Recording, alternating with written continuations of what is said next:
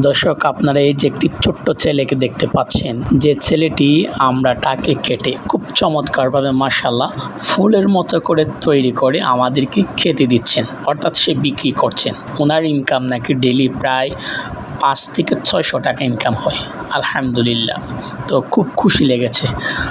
এই ছেলেটা অনেক একটা ভালো ছেলে যতটুকু দেখতে পেয়েছি। তো যেটা বলতে চেয়েছিলাম, আমাদের দেশে অনেক বেকারত্ব আছে যারা কিচ্ছুই করে না। এই যে একটা ছোট্ট বাচ্চা। ছোট ভাই, ডেলি কত টাকা ইনকাম হয়? কত? 500। মা আছে? বাবা আছে? কখন থেকে করে এগুলো? লেখাপড়া করছো? যখন প্রশ্ন করলাম তুমি লেখাপড়া করছো কিনা, সে কিছু অ্যান্সার দিয়ে নেই, সে সাইলেন্ট ছিল। হাউএভার, যেটা আমি বলতে চেয়েছিলাম সেটা হচ্ছে, আমাদের দেশে অনেক বেকারত্ব মানুষ আছেন যারা কিচ্ছু করে না। আমার কথা হচ্ছে, যে কোনো কাজ করেন, আপনি বেকার বসে থাকবেন কেন? আপনি তো আমাদের দেশের, সমাজের, পরিবারে একটা বোঝা হয়ে রয়েছেন। সো কাজ করেন, ইনশাআল্লাহ আল্লাহ তাআলা আপনাকে বরকত দান করবেন, কোন একটা ব্যবস্থা করে দেবেন। এই যে একটা ছোট্ট বাচ্চা, আজকে নাকি তার 1000 থেকে 1200 টাকা ইনকাম হয়েছে, আলহামদুলিল্লাহ। যার বাবা নেই, সে যদি আমরা বিক্রি করে 5 থেকে 600 টাকা ইনকাম করতে পারে, তাহলে আমরা কেন পারবো না? আমাদের বয়স তো কম হয় না। আমাদের দেশে যে যুবকগুলো এখন বসে আছেন, যে ছেলেরা কোনো কিছু করে না, বরং সে ইপিজিং করে, তারপর হচ্ছে চাঁদাবাজি করে, তারা কেন পারবো না?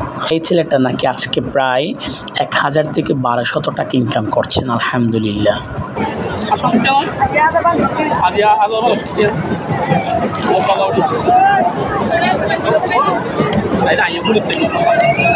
এখন আমাকে অনেকে বলতে পারেন, ভাই আপনি যে বিষয়টা প্রমোট করছেন এটা তো একটা শিশু শ্রম হয়ে যাচ্ছে, আমরা শিশু শ্রমকে বন্ধ করতে চাচ্ছি, সেখানে আপনি প্রমোট করছেন কেন? ভাই, আমি একটা কথা বলি, বেকারত্বের চেয়ে শিশু শ্রম অনেকটা বেটার। শুধু বেটার বললে এখানে কমতি হয়ে যাবে। সো বেস্ট বলতে হবে। আমি এই কথাটা স্পষ্ট করছি, আমিও শিশু শ্রম বন্ধ করার পক্ষে, কিন্তু বন্ধ করার আগে অবশ্যই শিক্ষা, খেলাধুলা, তাদের চিকিৎসা এবং তাদের যে একটা পরিবার আছে, মাকে নিয়ে অথবা ছোট্ট বোনকে নিয়ে, ভাইকে নিয়ে, তারা কিভাবে চলবে সেগুলোর ব্যবস্থা করে দেন শিশু শ্রম বন্ধ করুন। আর সেগুলোর ব্যবস্থা না করে শিশু শ্রম বন্ধ করা মানে বোকামি ছাড়া কিচ্ছু নয়। সো আগে তাদের জন্য এই প্রয়োজনীয় জিনিসগুলো ব্যবস্থা করি, তারপর আমরা শিশু শ্রম বন্ধের ব্যাপারে কথা বলি। আমার মতে this is the best suggestion for this. সবাই ভালো থাকবেন, সুস্থ থাকবেন। আসসালামু আলাইকুম ওয়া রাহমাতুল্লাহ।